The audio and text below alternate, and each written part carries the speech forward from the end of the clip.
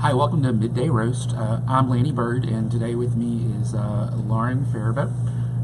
Midday Roast is a chance for us here at TMSI to share with our friends, our clients, our colleagues, just a bit about what's going on in the marketing world, the technology world.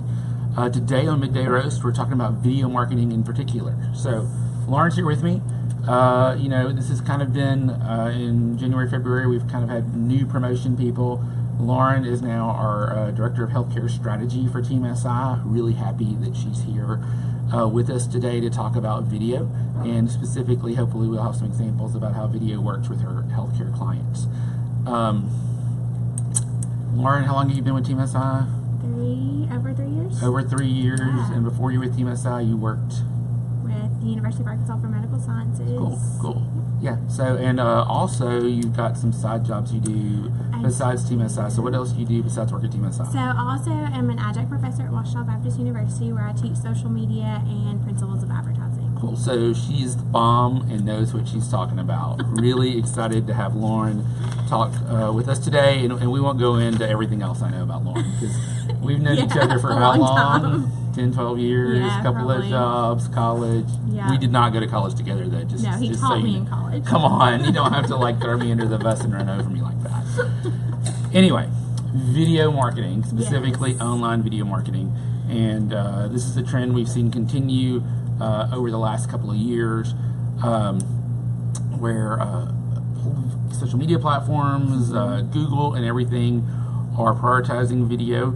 Can you tell us a little bit about why you think that is and why you think video is becoming more important? I think video is easy to catch people's attention. It's easy to communicate a message, and it doesn't require a lot of effort on the viewer. You know, it's not like you're having to read an article. It's not like you have to carve out time. You can kind of watch a video while doing other things because we're big on multitasking, and you can get across your message.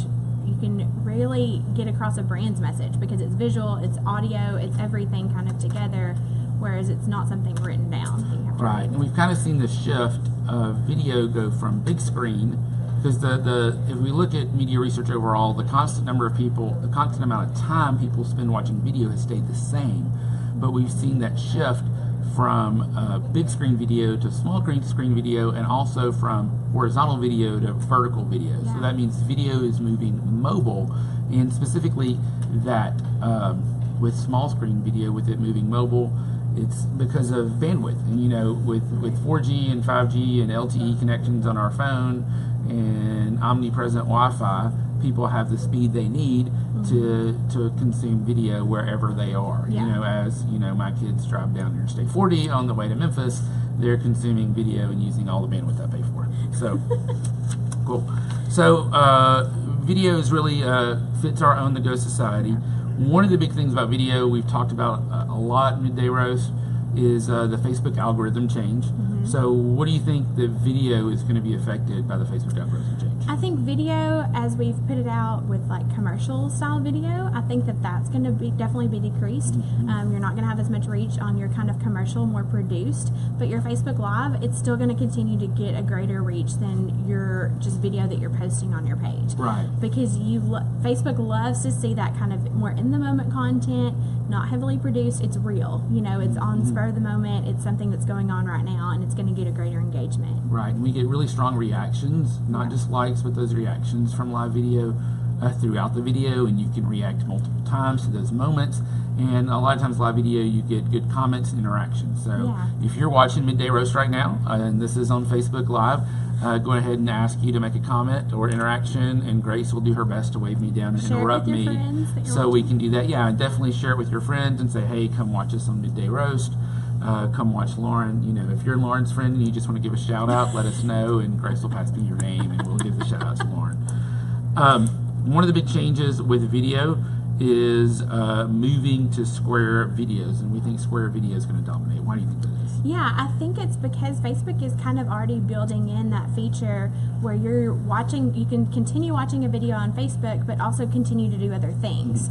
So they're kind of already building that feature. Again, we're big multitaskers, so we want to continue scrolling along our Facebook feed with a little video at the bottom of our screen.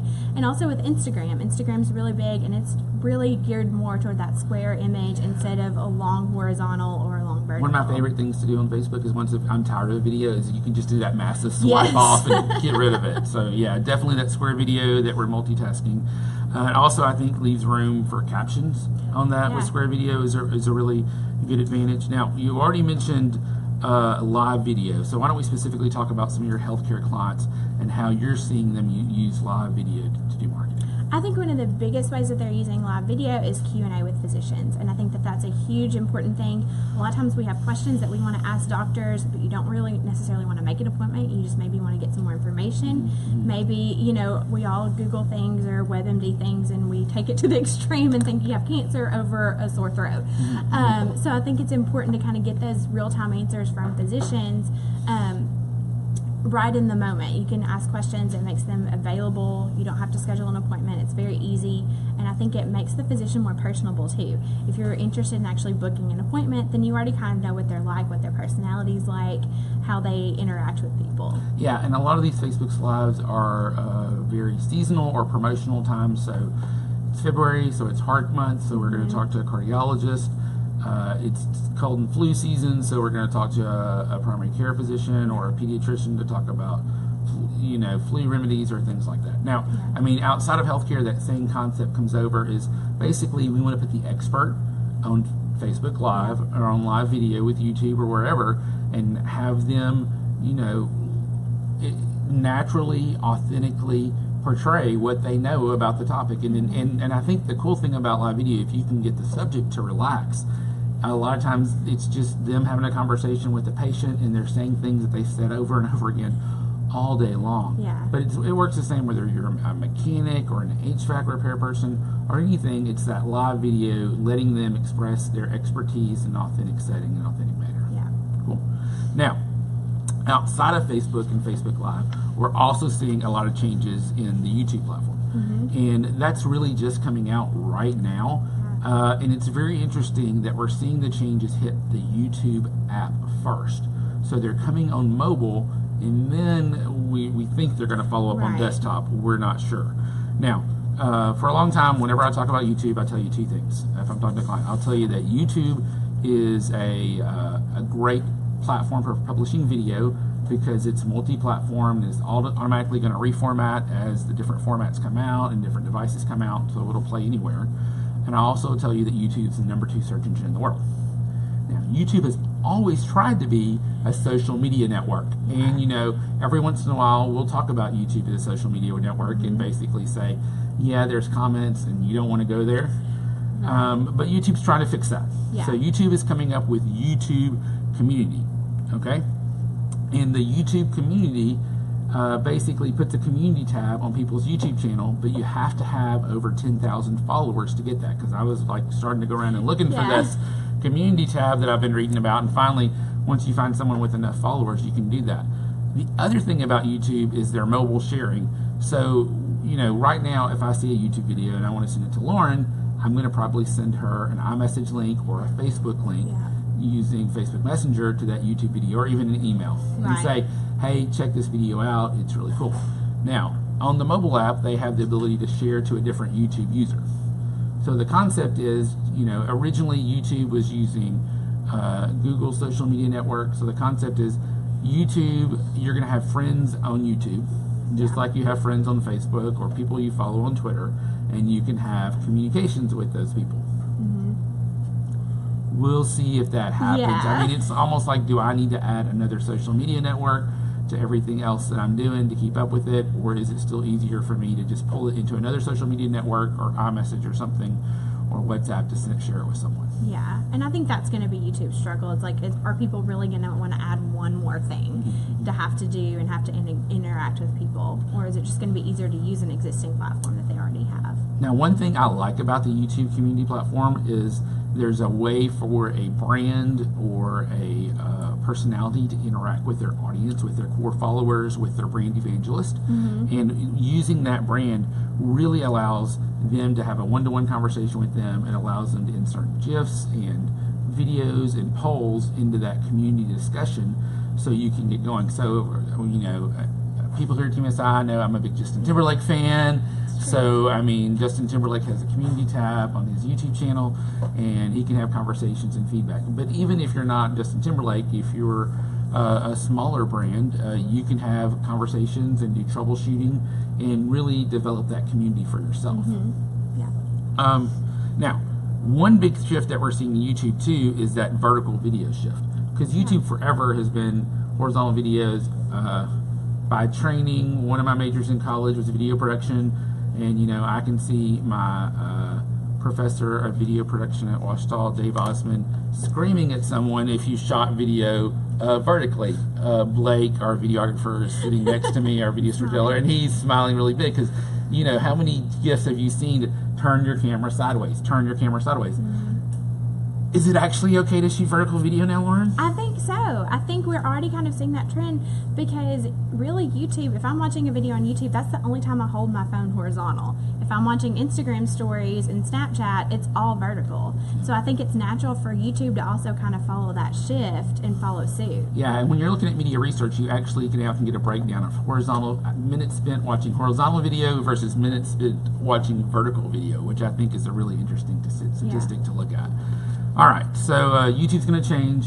We're expecting vlogging to come back around. Well, why don't you tell us what vlogging is, first of all? So vlogging is a video blog. I mean, it's just that kind of, instead of having that written blog post, it's going to be just the video, kind of like we do with Midday Roast. Right, right. And it's just kind of like a Facebook Live could be considered a vlog. Right. So it's not really anything new or different. But why is it important to put vlogging into your content strategy now? Because I think with all the emphasis on video, this is an important way to showcase your brand. Again, it's that brand authenticity. It's very much showing that you're the experts in whatever field you are because it's that conversation that you can have as a brand. All right. So Snapchat, too, is big into video. Yeah. So why would you want to do that short little Snapchat kind of video instead of a longer form video? Again, it's the attention span thing. People's attentions are short, and so you're trying to catch their attention as quickly as possible. And really, if you're that core millennial audience, if that's your target audience, that's a space that you want to be in. You want to make sure that you're in Snapchat. Now, you know, I get kind of confused sometimes. Snapchat, Instagram stories are very similar. Yeah. So when am I going to do an Instagram story instead of a Snapchat? You snap. I think it's going to depend a little bit on your audience. You know, if you're more the mom audience, if you're the women, you know, college age 20s, or if you're 20s, 30s, you're going to focus more on Instagram. If it's that teenage audience, college age, you're going to focus more on Snapchat. I think also for Instagram, it's going to be a little bit higher quality produced. I think Snapchat can be a little bit more off the cuff. You don't have to worry about production value as much. And Instagram has the ability to go live. Snapchat does not right now. Right. Correct. Okay, cool. But you can also push Instagram or Snapchat to each other, so you can kind of connect them as well, which is a great feature for brands. So I think the other thing when we talk about Snapchat is geofilters. They've been around a while. Yeah. So why don't you tell us what geofilters is and how you recommend using them? So geofilter is when you can kind of add your location to where you to where your video is, where you are. Now, and there's some natural geofilters. If I go to Panera and I want to take a picture of my sandwich and put it on Snap, I can say, hey, I'm at a Panera. But this is a little bit more advanced than that. Yeah, so it's kind of, I mean, and brands can create custom filters now for their brand to kind of showcase different things, and it can be something that you change depending on what day or what season it is. Yeah, I mean, and you can also create personal geofilters if you have a party, or like my daughter's birthday, I would put a geofilter around the cafeteria at her school. Happy birthday, Elizabeth, with a unicorn, which she was really embarrassed about. But you can do that same thing with your brand, except it can be really a reflection of your brand. I know with Levant Children's Hospital, we did a geofilter for their pumpkin run in October that pretty much covered most of the pumpkin run route. Yeah. And what it does is basically, if I want to take a snap of myself or my friend running, I can choose that geofilter, and then everyone else who sees the snap gets to see my association with the event and the brand. Yeah. So it's a great way, and you know, when you look at an efficiency in a CPM manner, it's a really cheap way to get your brand out and associated with that event. Yeah, and I think it's really great for events. I think that's when it's really good, is to kind of show those spur of the moment things, you know. Exactly. So one final feature of Snapchat that we see coming is Snap ads that we've started running. So why don't you tell us what a Snap ad is versus a geofilter versus a Snap? I'm getting kind of. It's a lot of snapping going on, yeah. So a Snapchat ad's going to kind of, when you're watching multiple stories in a row, it's going to be a video that's featured kind of in the middle of those stories, about 10 seconds. Again, it's the vertical video, and it's going to be, it's all video. It can't be image. It's going to have to be video based. So it can be animation. Yes, it can be animation, but it's going to have to be some kind of moving video. All right, and we've seen Snap ads, we've run those for clients, and the same thing, we can run Instagram story ads too for clients. And both of those, one thing I read this morning is that Snapchat's actually opening up their API so we can actually place Snap ads using another platform and pull data back out of it. So that really, we should see more user-friendly from connecting with data and other data types with Snap ads. So I'm looking forward to that, so it's not suddenly a data silo of what's happening in Snap. You can't really see the big picture of how it's affecting everything else. Yeah. And I think the big push with Snapchat ads too is you have to make sure it's mobile first. You've got to make sure the landing page, whatever you're sending people to as a brand, that it's really going to be mobile friendly and easy. If you're calling somebody to fill out a form, that it's going to be easy to do on their phone, or whatever action that you want them to take. You've got to think mobile first for sure. Definitely. Cool. So big picture with video, it sounds like, video's here. I mean, we've said that for 2 years now. Yeah. Mobile video is here. It's okay to be square. It's okay to be vertical. You definitely need to think about the authenticity of the video. You don't have to overproduce it. In fact, underproduced and really live video. Live video is where it is right now. And the great thing about live video is you don't have to just see it when it's live. Specifically with Facebook, is they're really going to promote it higher up. Yeah. And I think with the whole YouTube thing, is like, let's wait and see how YouTube community develops. If you definitely have 10,000 followers, you need to go ahead and take advantage of that and see if you can get some engagement there. If not, I don't know if it's a specific reason to start a campaign to get 10,000 followers. I wouldn't say that. And then, don't forget the other mobile platforms. Don't forget Snapchat video, short form video, Snap, and Instagram stories, and how that works there. Cool. All right. Anything else? Last words on the video, Lauren? No, I mean, again, live is where it's at. Yeah, live is where it's at. Lisa says hi. Lisa says hi. Hi, Lisa. I guess it's your friend Lisa, not Lisa that works here. Is it Lisa that works here? Yeah. Oh, Lisa that works here. That's behind me right now? Yes, she's behind me right now. All right. We should get Lisa up here sometime. Yeah, we should. Yeah. She would be great. She would be. Yeah. All right. Well, I appreciate everyone joining us today. If you'd like some help with your video, or you think you have a great idea of how you can use live video for your business, we'd love to help you put that into plan and put that into motion. You can contact us online at teamsi.com, or on social media on Facebook and Twitter and Instagram at weareteamsi. Comment on this video. Yeah, or you can comment on this video or ask a question, and we'll get back to you and answer it as best as we can. Thanks for joining us today.